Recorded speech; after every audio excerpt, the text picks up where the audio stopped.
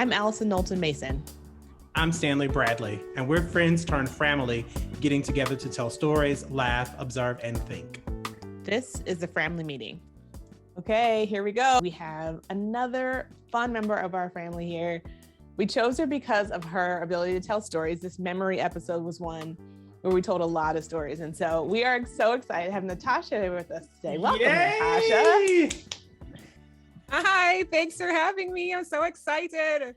All right, well, this question is going to be super fun. So tell everyone how you know us and what you're up to these days. So I'm Natasha, and I know Alison because actually I was working at Teach for America Institutes. It was a terrible summer, and as all institutes can be. Rough. Anyway, so all these different staff members were coming through for meetings. So I was having like 5 or 6 meetings a day, honestly. And then Alison came in to meet with me. I met with her for like 2 hours, amidst this day that had all these other things to do. And I immediately left and told my team, I was like, I just met the like a most amazing person. I wish I could have worked with her one day, but I'm never working for Teach for America ever again. So I guess that dream is just never going to happen. And then fast forward like 7 months, I intentionally did not apply to institutes for the following summer. I was like, I am not working for them. And then in like January, I get a phone call from the person I said I want to work with one day, and it was Alison. So we actually formally met because she was my boss, because I went back and worked for Teach for America for Alison. I should say I went to work for Alison, That's not what for you should Teach say. for America. And now she's like my favorite mentor, which is friend mentor. I love it. Yes. And so I know Stan. So here's the thing, listening to the other episodes when people were talking about how they actually know Stan, it took me a while last week to realize I actually have never talked to Stan before this moment. Because this whole time I was like, oh my gosh, because the thing that Stan doesn't know is that we've been having conversations for the past year, because he'll be on Instagram Live and I'm talking to the Instagram Live. Stan doesn't hear me. So we've been friends having deep conversations for the last year, and Stan just hasn't heard anything I said. So. I approve. I agree. This is like, I guess this is like seeing a pen pal for the first time, because I feel like we've communicated. I feel like we know each other.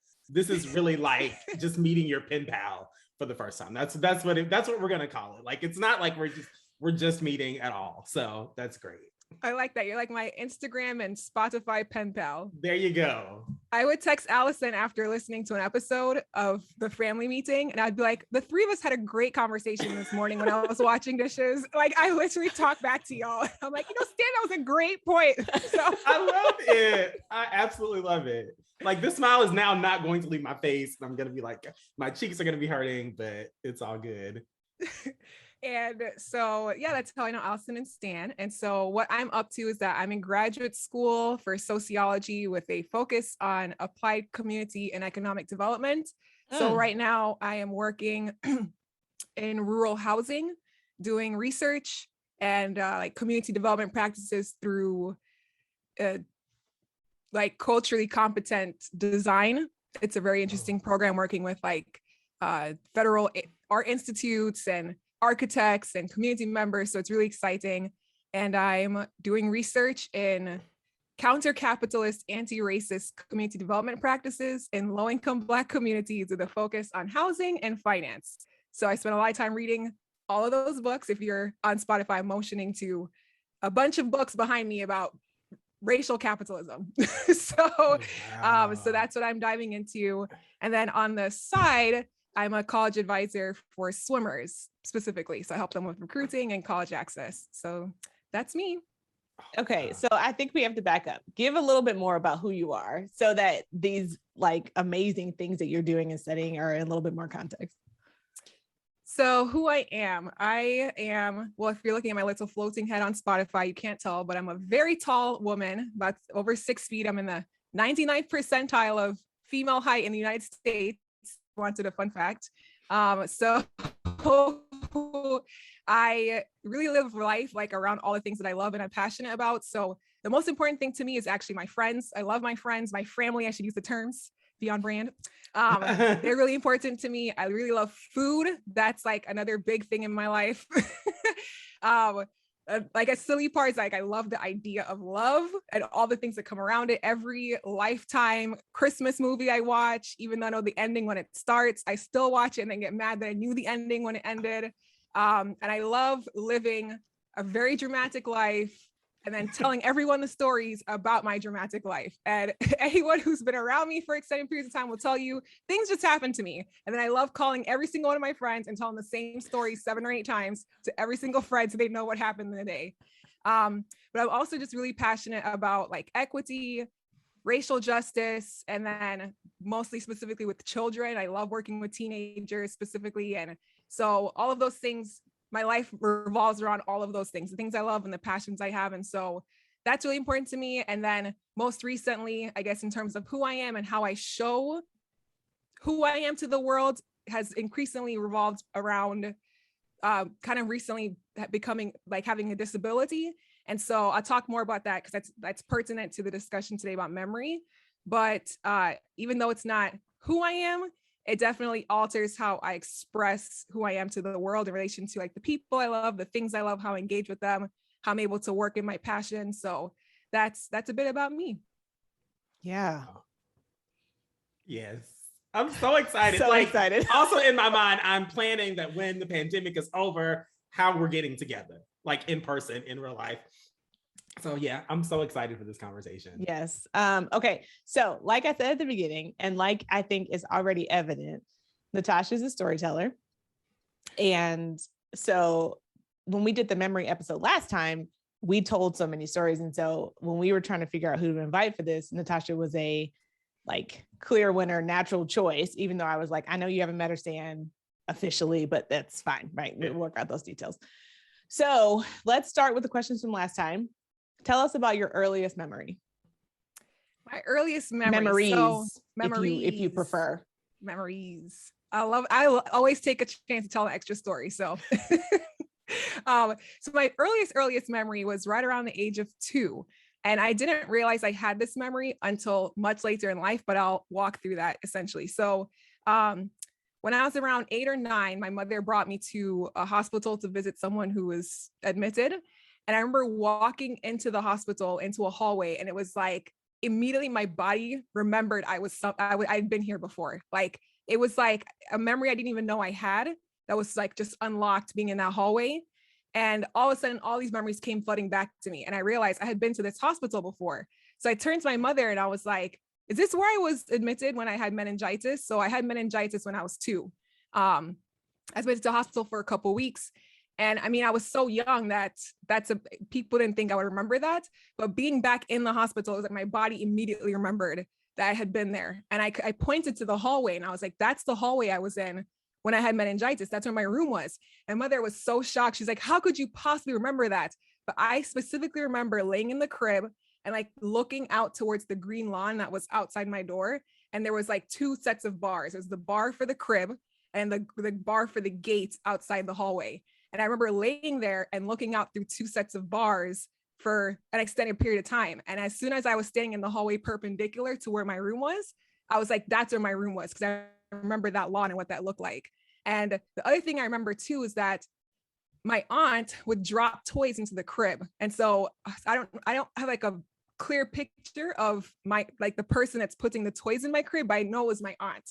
And I remember asking my mom, did auntie come and bring a whole bunch of toys to the hospital? And she's like, how do you remember these things? But she would ask me, like, do you remember the spinal tap? And I'm like, I had to do a spinal tap? And she was like, yes, it was horrible. And I don't remember any of like the trauma or being sick, but I remember looking out through the gate, the bars to the lawn, and my aunt bringing me these toys. And throughout life, for some reason, after that moment, when I was around 8 or 9, when my mom brought me back to the hospital, ever since then, I've remembered that memory. And I think that like, it sticks with me because it really, in some ways, represents other phases of my life where I feel like I'm in a place that is, I'm in a situation or a place that's out of my control, that's not because of my doing. And I'm like looking at this green lawn, like there's this other side I want to get to, and I can't get there based on my own control.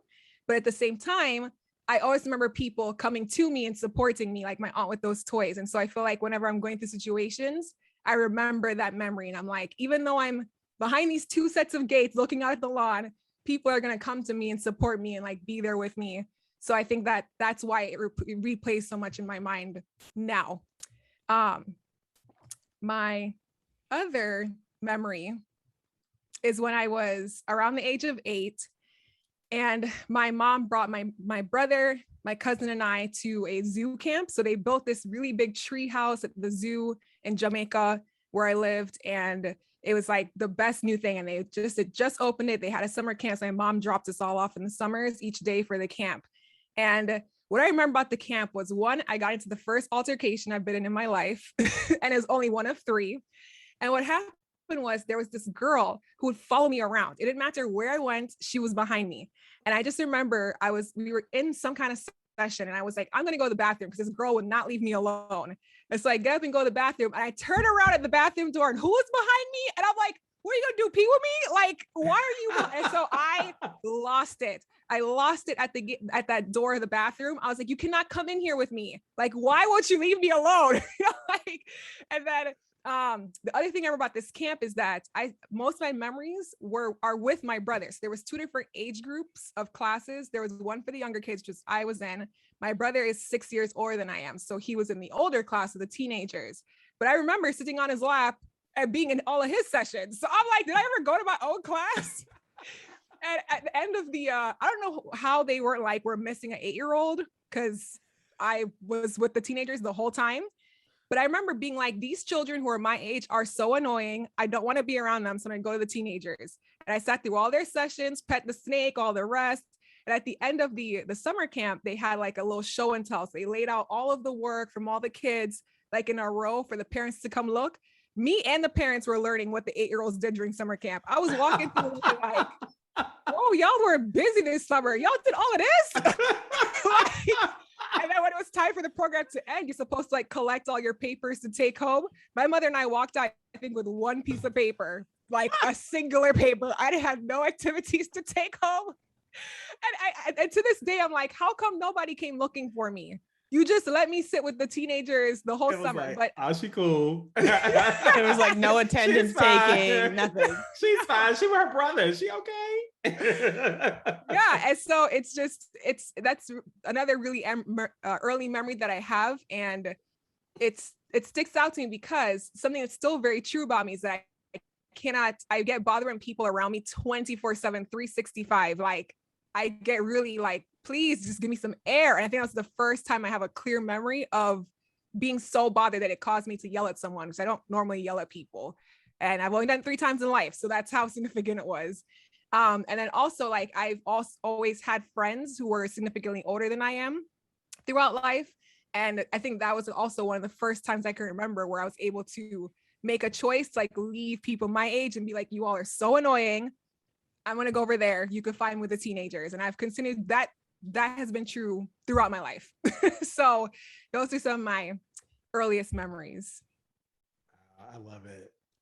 So the couple things that I'm pulling from this is, one, that, and I think we were texting about this earlier today, that like, I was like, I'm like drafting an idea for like a screenplay or like a show series called like The Dramatic Life of Natasha Moody, because literally I've never actually known anyone who has as dramatic a life as you, like in ways that like, you're just like, why would that be dramatic? Like, that is a regular thing. That is ordering something from a store, and somehow that becomes like a comic series of events. And so that seems right, that you're getting in a fight with somebody in the bathroom at age of 8. And then the other thing that stuck with me from this that I think is super powerful is this idea of distilling down the lessons from your memories. And that's something that, you know, I think it's just like a good practice in general, and I think it actually takes your memory from being like a single thing to being like a principle that can help you kind of understand yourself, understand how you interact, how like you want to interact with the world. So I just think that idea of like, you know, when I'm like kind of boiling down a situation to not just a crib, but like when I'm in a place where I don't choose to be, when I have barriers around me, when I have, I will always have people who will come and support me. So I love that idea. And I'm grateful for the reminder of that, especially in this conversation, when you think sometimes like memories, like I think a lot about memories that get away from you, right? And it's like they can get away from you if you don't do that type of thing, like something important. If you distill it down, then like a principle can go with you much further than like a specific event. Yeah. For me, I think the idea that a memory can live in your body, like, is such a great way to think about it. Mm-hmm. Because I think we think about memories almost as being these things that we kind of lock in the back of our heads, and that it's solely a mental exercise, solely a like brain exercise. And this idea that your physical presence in that hospital triggered, something that like, like developmentally, you're not supposed to remember things that happen when you're 2, or that's the very earliest you're supposed to remember. But to have like clear memories like that, I think that says something about the power of certain experiences, but also I think that says something about you and who you are. Just through these telling of the stories already, I can just tell, that you have a special intuitiveness that I think that you kind of nurture. Am I right about that? Is that something that's important to you? It is, whether she would like to claim that or not. That is true. Okay. Allison's on the call, so I have to, I'm like looking in a mirror. So I would say that I struggle to maybe acknowledge that at all times. And I really appreciate you saying that, because that's the area I struggle with being confident in. So I thank you for saying that. And I will stretch those muscles and say, yes, I agree. Yeah, it has to be. I think that is a gift that you have. I can tell it, just like you said, like, yes, we've communicated in like, but just communicating with you now directly and just hearing that, yeah, that's a skill that you have. And I did not plant him. I did not plant him to say that. I'm going to go ahead and second that. So whatever Alison has been telling you, I agree. Thank you. You see, this is why I like this guy. Very intuitive and able to see things about people. Okay. So, but connecting what you shared, particularly about the memory in your body, the memory of the time when you were in the hospital, going into the second question, what memories for you have strong emotional cores? Yeah, so it's interesting that Stan, I guess, pulled out that part, is because my body has better memory than my mind. So when Stan was saying that we think about memories, sometimes the things we lock away in our brain. When I mentioned earlier about being in a place now of realizing that I have disability and so on and so forth, like I have, one of the things that is most pertinent to this conversation is I have neurological Lyme disease. And so it affects my cognition, it affects my memory, and a host of other things, but those are the ones that relate to this conversation. And so things that I thought were locked away, they have been released to the wilderness, and I don't know where to find them. So it's like now my body has better memory than my brain. And there's all sorts of discussion and research out there about the trauma, body and remembering trauma and, physiological changes that come from going through difficult experiences. But for me, it's not just things I would consider trauma. It's all sorts of experiences, good experiences, so on and so forth. I would not just include that into trauma. And so with my neurological Lyme, I almost have to learn to trust my body more when it tells me something, because I may not remember. And that goes across many things, whether it's eating a type of food I'm not supposed to eat. I'm like, am I supposed to eat this? I can't remember. My body will tell me, like, no, babe, you weren't supposed to eat that. So just sorry, I forgot that we're on mic. So anyway, my body talks to me like that too. Yeah. Put that down. Don't eat that. And what do? I ignore it. I'm like, it tastes good. I'll deal with that later. Oh, and then later comes, you're like, I'm sorry. I should have listened. Oh gosh. But so I went to this training this summer.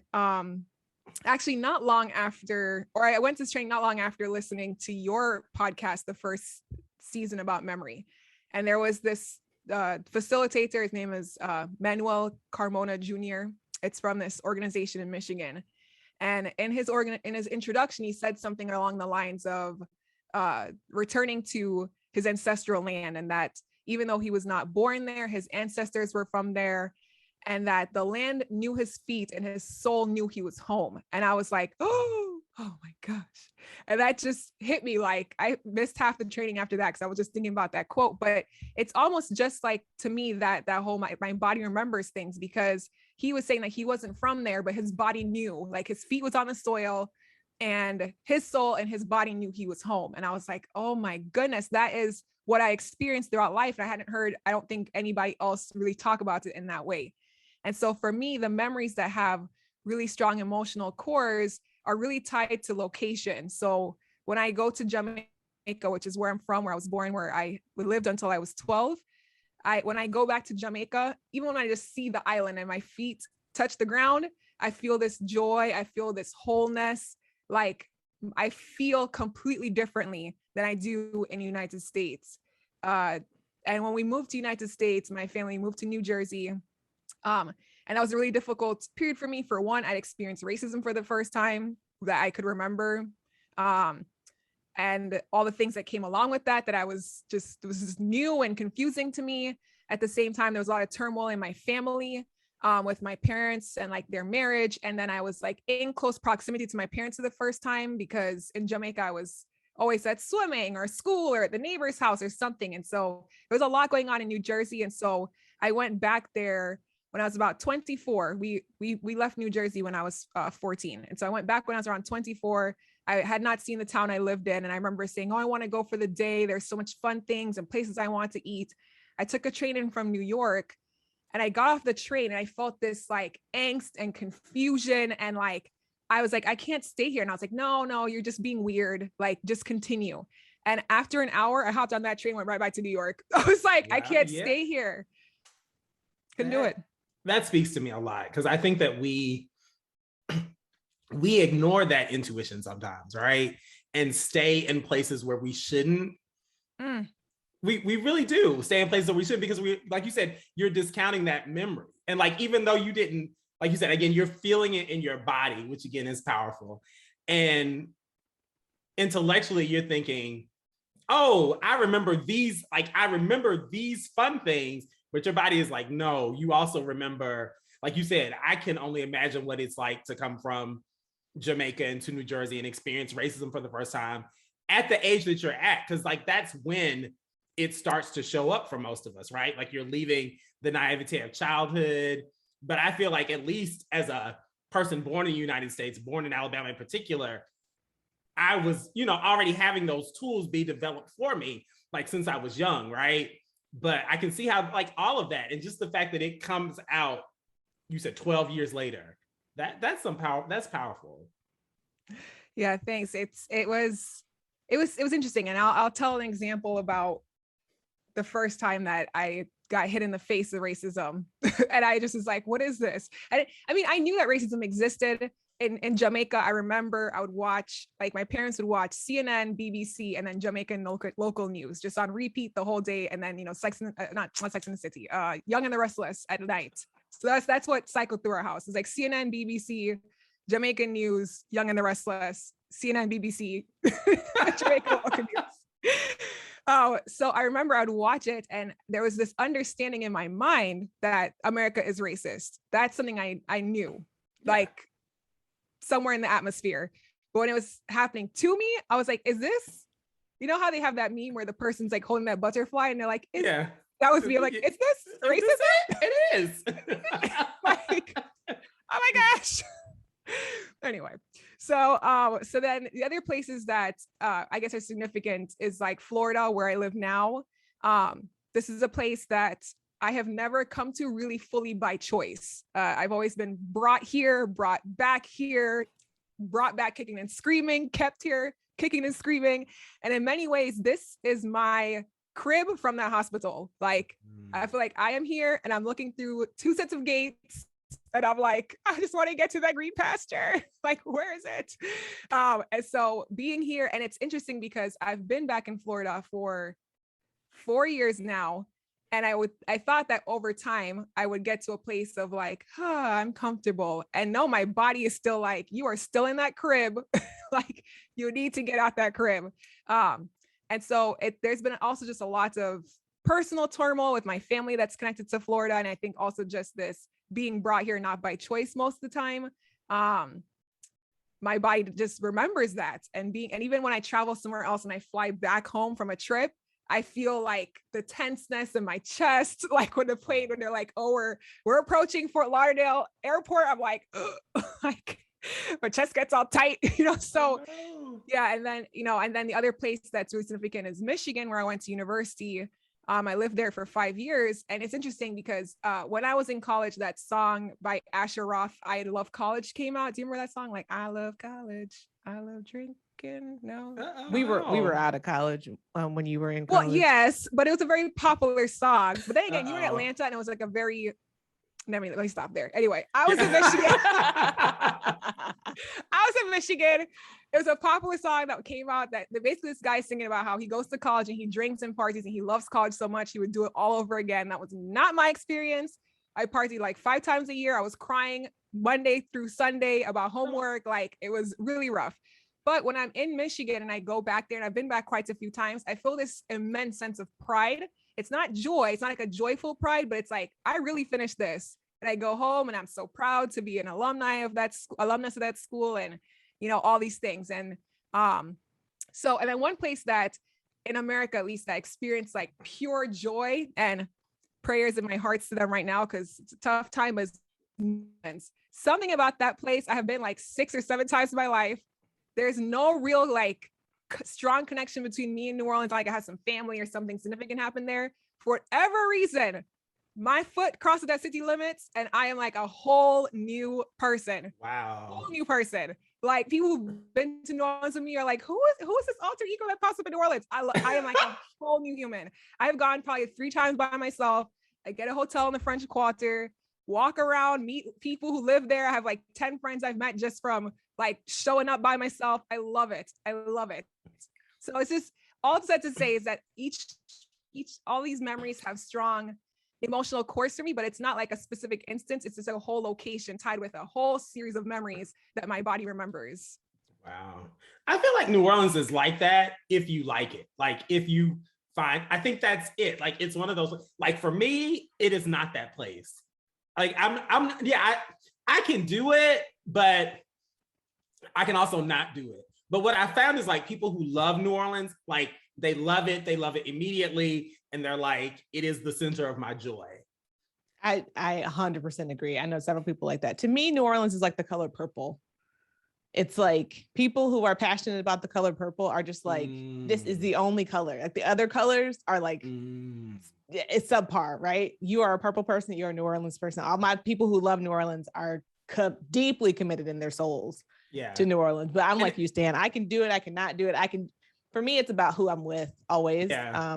So I'm like, if I'm in New Orleans having a good time, it's because I'm with somebody I care about. But the idea of going by myself and walking around. That's but the thing about the New Orleans thing is that it's like, it seems like it's so instinctual. It's like, as soon as they get there, like they could be from, like you said, from wherever in the world. And it's like, I'm in New Orleans, I'm home. And like, I've never gotten that from New Orleans.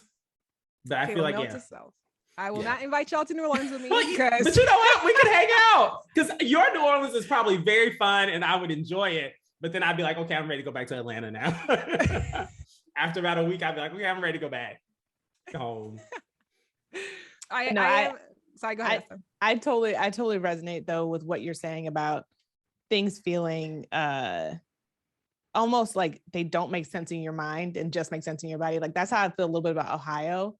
And I've never been able to quite pin down why I don't feel more connected to Ohio, considering that was where I grew up. But I'm like, as I'm listening to you talk, I'm like, I think there's just things about that. Like there's so much of what happened in Ohio, I think happened on a level for me that wasn't very conscious. Like, and we've talked about this in other episodes that like, I really wasn't paying attention to certain levels of things there. And so I think maybe I feel like mildly embarrassed that there are things that happened that I just missed. And then I just generally am like, yeah, like I don't really feel like I knew who I was then. Like the version of Alison that I think of for those 22 years that I was in Ohio, I'm like, she didn't really know much about herself. And it feels disconnected from who I am now. So that's why I'm always like, yeah, I'm gonna go back and get this hamburger because I really like these hamburgers at this one particular place. But that's it. And I'm, again, if there's people there that I want to see and want to spend time with, then that's good. But the overall feeling is like, I could be somewhere else. See, and I feel like about Alabama, Huntsville, particularly where my parents live now, the way you feel about Jamaica. Like there's a moment like when I am at it's my parents' place now, but it was my grandparents' place before that. And my great-grandparents' place before that. Like when you are actually there on that piece of land, it's like the land knows you. And it knows, it's like your ancestral home. It's like I'm fortunate to be a person who has an ancestral home. We still have the home place. Mm-hmm. And so like being there is like, it's almost all memory at this point, if that makes sense. Like it's, picking tomatoes with my grandmother. It is shucking peas with my grandfather. It is taking him to church. When I turned 16, it's like, now it's like my sister did it when she turned 16. And then it became my turn to take him to church when she went off to college. It's like all of those memories, as soon as I see, as soon as I step onto that piece of land. And so like I am more myself when I'm there, which is kind of like, which is definitely, I'm sure how you feel about Jamaica, right? Like it's just, that's the place that grounds you. Oh, that is beautiful. I'm over here. Yeah. Like, yeah. That, and like you said, it's something that if it's, and like for me, what I have to remember is that I'm fortunate to have that and to have those memories. Because folks, particularly Black folks, a lot of us, because of racism, because of what we've been through as a culture, like we don't have those memories and we don't have those places to keep going back to. And that's one of the things that we'll probably get into a little bit later, talking about memories, is that one of the things I realize now is that my memories are in a way kind of colored because I've always had this place to go back to remember it. It's like the physical place where my memories are is still there. Like it's a place where I can go back to the physical place and see a lot of the things and still grab them, and the people are still there. And, it's just, it's a beautiful thing that a lot of us don't get to experience. So it's something I'm very, it's something that as I get older and reflect more, that I'm really fortunate to have. Yeah. So I'll flip that around to you, Natasha. One of the other questions from the previous episode is, what memories stay with you?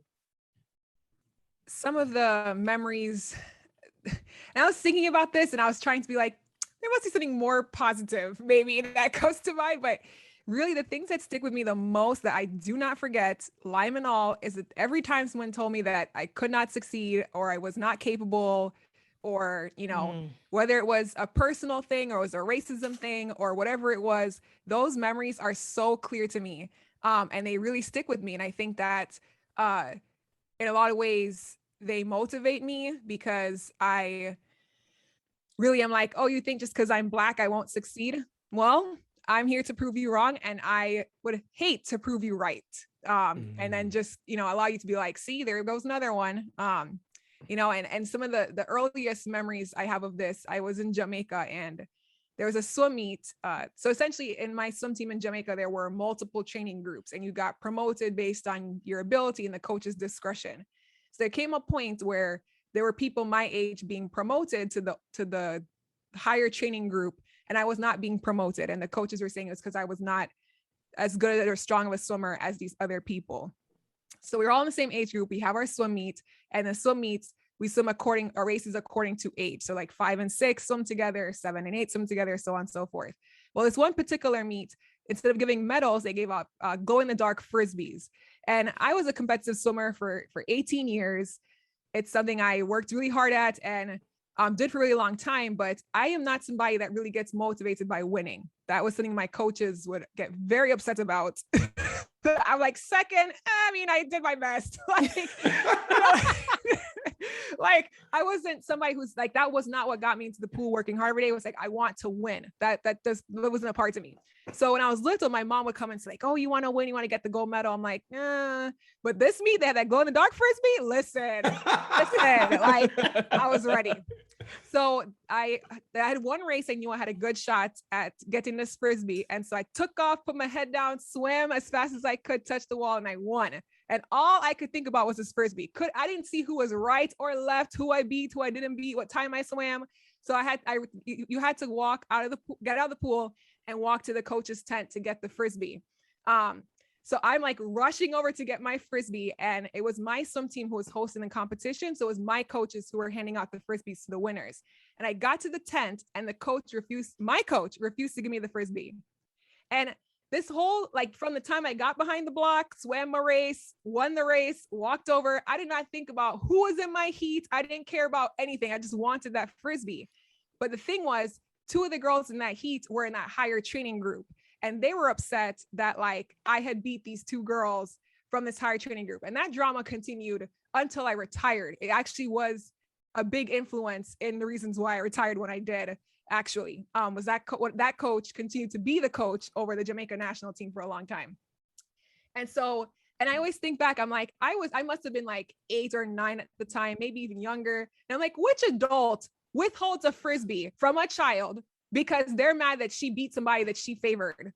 Like that, you know, so that's petty. That's petty and developmentally inappropriate. But anyway, yeah, that's a lot of things. Like, now I'm about to put my educator hat on, and it was developmentally inappropriate, right? You did what you wanted, what you were supposed to do. You earned that frisbee, that you deserve that frisbee. Right. End of discussion. End of discussion. So I don't remember what exactly happened after this situation where she did not give me the frisbee, but I do remember standing in front of that tent for a very long time, wondering why she would not give me the frisbee. And everybody's looking at me, wondering why I was just standing there in front of the tent. I wanted your frisbee. I wanted my frisbee. And people are like, why is she just standing there? My mom's looking, why is she just standing there? She wouldn't give me the frisbee. And so that's the earliest memory I have of distinctly somebody being like, you were not supposed to do this, and you will not progress further than this. You were not supposed to win this race. You're not supposed to beat her, kind of thing. And then, as I mentioned earlier, moving to New Jersey was the first time I got slapped in the face of racism. And there were a few things that occurred when we first got here that it took me a long time to realize it was racism. But I'll say that the first time I did sit there and realize, oh, this is because I'm Black that she's saying this. I had the high school counselor. I was enrolled in like pre-AP courses. And in the school district, you had to take pre-AP in order to take AP classes. You couldn't like take a regular class and then take an AP class. And so I was enrolled in pre-AP courses, and I was in homeroom. And then I would go to my pre-AP class after homeroom, and the teacher would be like, oh, you were withdrawn from my class. You need to go see the counselors to get your new schedule. And I'm like, why am I being withdrawn from the class? Okay, as I go to the counselor, she withdrew me from all of my pre-AP courses, put me in regular classes. And I was like, why would you take me out of my pre-AP courses? Like, what did I do? You know, what's going on? She's like, it's just that kids like you don't really go to college. And so there's no reason for you to be in pre-AP. And I was like, kids like who? Kids who score in the 95th percentile of the state test from middle school and have all A's? like, we don't go to college? Which kids you talking about? You know, like. Say it with your chest if you're going to say it. What do you mean? And I was, you know, the way my family raised me, I think also just a bit culturally, I was taught to not like question authority. So she hands me this new schedule, and I'm like, okay, you know, at this time I was 12 turning 13. I was 12 turning 13. And so I just took the schedule, went to these regular classes. And of course, the classes I was in the day before, I was maybe one of 2 Black kids. Now in my new schedule, I'm like, all these Black kids go to this school? you ain't even know. I was like, because I mean, I swam. So that's another, you know, very predominantly white arena of things. So anyway, so I went home, told my mom, oh, mom, the counts took me out of pre-AP course. My mother went up to that school the next morning and was like, put her back in her classes. This continued to happen multiple times throughout the year. Literally, I would just be in my pre-AP class. Teacher would be like, oh, I know from the council you were withdrawn. And I go over to her class and I go to her office and she'd be like, I already told you, you don't need to do this. You're not going to go to college. Like kids like you do not succeed. It's not going to happen for you. You don't need to be in a pre-AP course. And this is with my A's. This is with my test scores being fine. It was like, and it was in this moment that I was like, this has nothing to do with me. Like I have good grades. I'm a good student. I have the test scores, da da da da da. And that's when I was like, this must be, again with the meme, I have my hand out, like, this must be racism. Like, this must be it. That's all that was. Wow.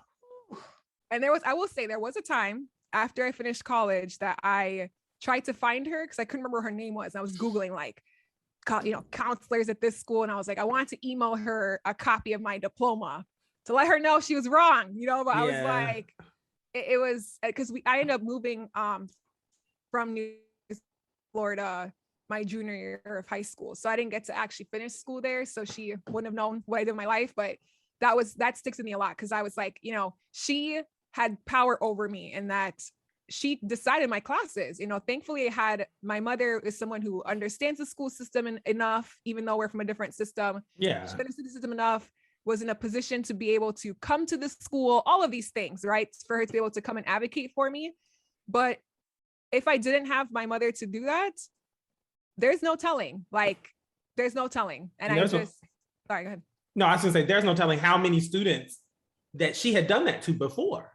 Like probably, depending on how long she'd been there, hundreds of students' lives changed because this woman decided Black kids don't need to be in pre-AP.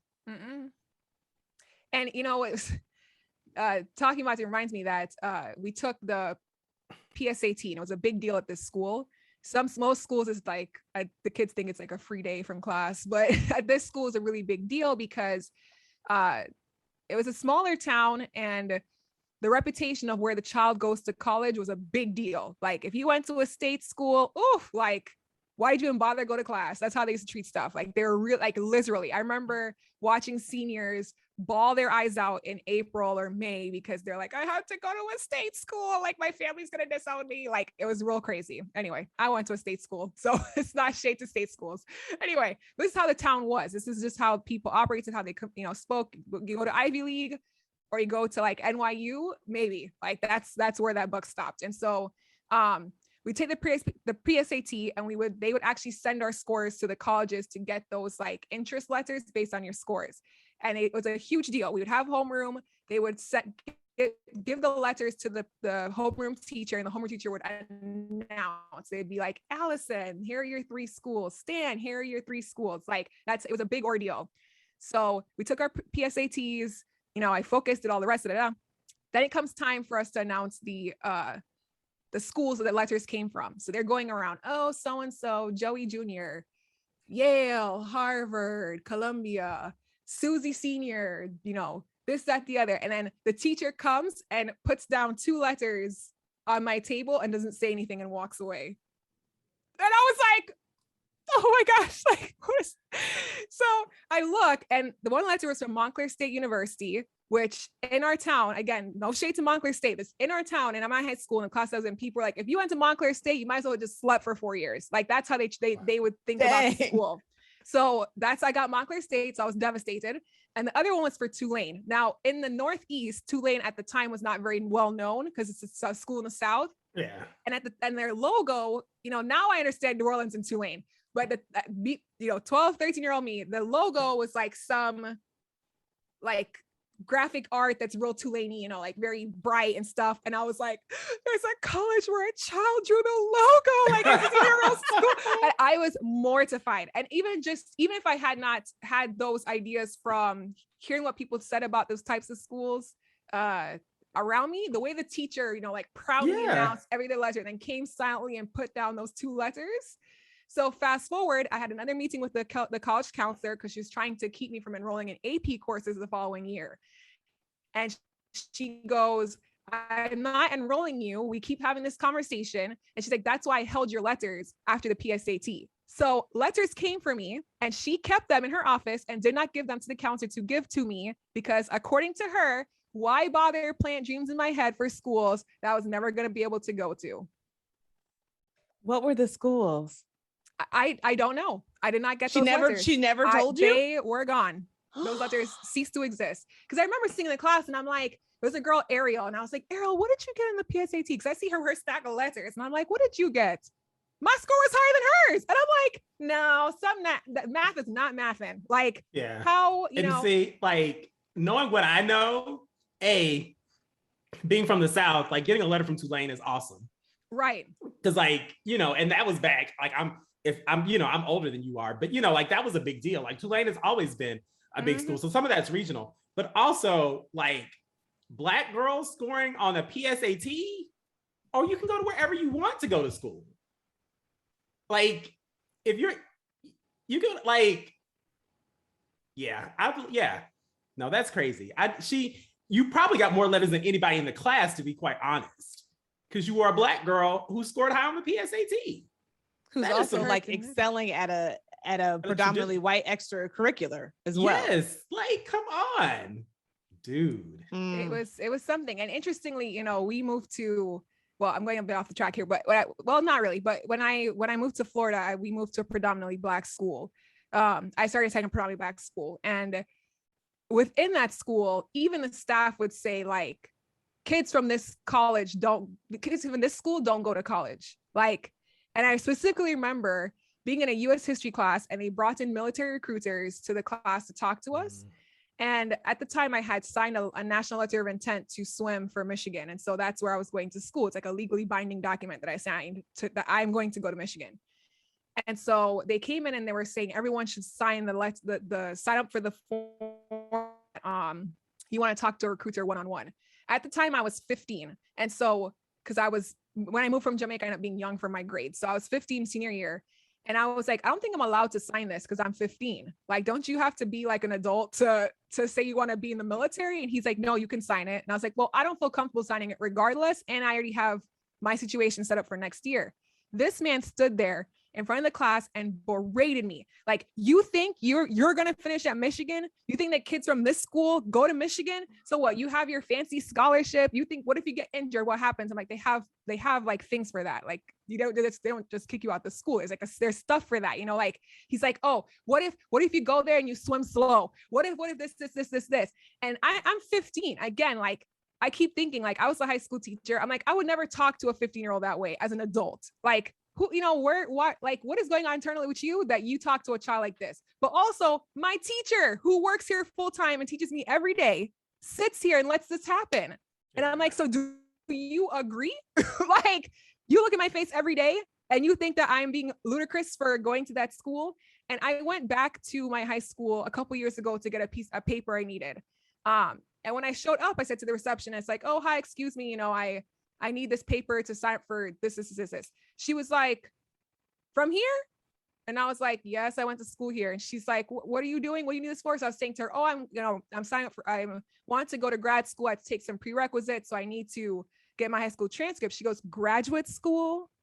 So you already went to college? You went to school here? Were you in the IB program? I said, no, I was not in the IB program. I was a regular student, graduated here in 2007. I went to college. And now I want to go to grad school. Can I please get this paper? Like, and I'm like, what was sad to me was this was a couple years ago. I graduated in 2007. 12 years have passed and y'all still think about the kids the same way. Yeah, that's some stuff right there. Whew. That is. If you're just listening to this and not watching our faces, we're now just looking at each other like wide eye emojis. Oh my gosh. Mm-hmm. So those memories that stick with me. Okay. Yeah, those would stick. I mean, but those are things that would stick with you because, like, had you not, like you said, had your support system understood within yourself that had a strong sense of yourself that you were, you know, what you're capable of, those are the things that derail people's lives.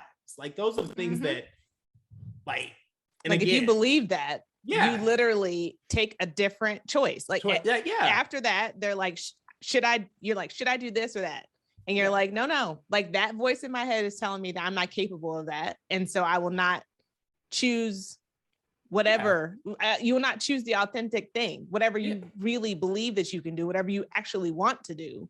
You will just choose the thing that aligns with the voice in your head. Mm-hmm. Yeah. And I think too, just like, these were very pivotal points in my life. The first instance was when I started high school, and I was 12 turning 13 when she was telling me all of this. And she told me this consistently for 2 years. It wasn't like she said it once and stopped. She kept berating me constantly throughout those 2 years.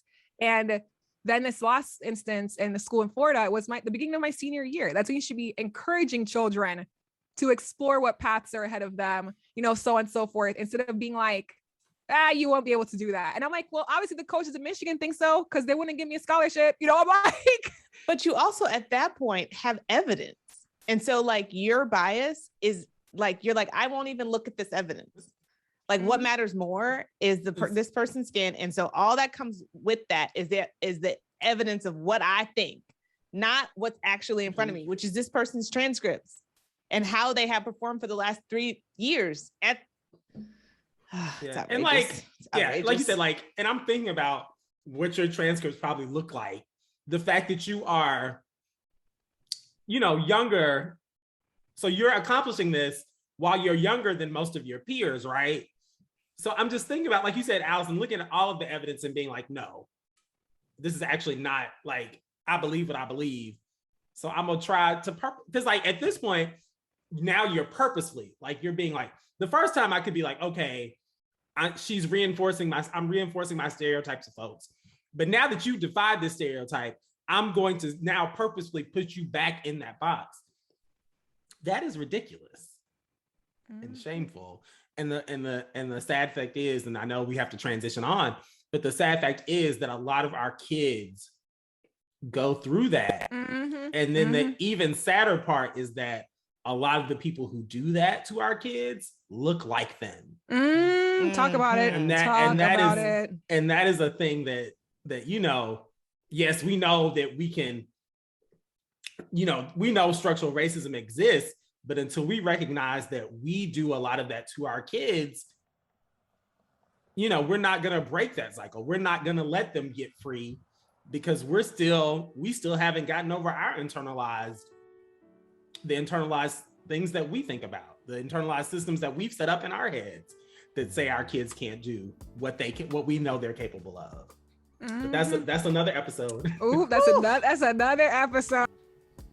Stay tuned for part 2 of this conversation next week. Support for this podcast comes from Lilacs on York Creative Studios. The Family Meeting is produced by me and Alison. Our theme song is by Will Salua, and it is entitled 135th and Coffee. You can find the show notes on what we discussed, including links posted in the blog section on lilacsonyork.com. And you can keep up with the show on Instagram at Lilacs on York and on Twitter at The Family Meeting. You can also now watch us have these conversations on the Lilacs on York channel on YouTube. You can find me on social at Alison K. Mason on IG and Twitter, even though I do not tweet. You can find me on social at Twice11 on IG and Twitter, even though I do not post on IG. Thanks for listening. Meet you here next week.